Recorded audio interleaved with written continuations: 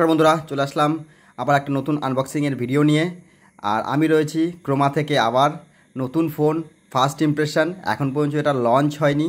দেখতেই পাচ্ছেন Oppo Reno 14। এটা আমাদের কাছে কিন্তু ডেমো ইউনিট চলে এসেছে।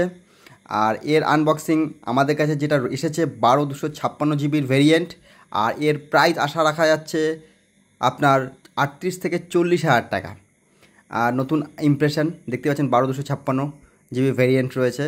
তবে এর মেইন যে হাইলাইটিং ফিচার রয়েছে সেটা হচ্ছে ক্যামেরা, যেটা ওপ্পো Reno সিরিজ যার জন্য বিখ্যাত। আর তেমন মানে প্রাইস হিসাবে একটু ওভার প্রাইস লেগেছে আমার কাছে। আর যে সিরিজে এতে যা রয়েছে, ওয়াটারপ্রুফ ফোন রয়েছে, 4nm এর মিডিয়াটেকের প্রসেসর রয়েছে। আর তেমন আমার তেমন কিছু লাগেনি। তবে বলবো ফোনটা খুব হার্ডি ফোন। যেটা সবথেকে বেশি ভালো লেগেছে, এতে আপনার গরিলা গ্লাস 7i এর প্রোটেকশান রয়েছে। আর দেখতে পাচ্ছেন অলিভ কালার। তবে এর একটা জিনিস খুব ভালো লেগেছে, সেটা হচ্ছে কি ক্যামেরার পাশে যে মানে সার্কেলটা করেছে না, ওটা খুব সত্যি আমার দারুণ লেগেছে, যেটা ইউনিক মনে হলো। এর সাথে কিছুই নেই, টাইপ সি কেবল রয়েছে। আর তার সাথে রয়েছে চার্জার, কিন্তু চার্জারটা কত ওয়াটের সেটা আমি প্রথমে বুঝতে পারছিলাম না। পরে দেখলাম যে না, এটা কিন্তু 80 ওয়াটের ফাস্ট চার্জার দিয়েছে কোম্পানি।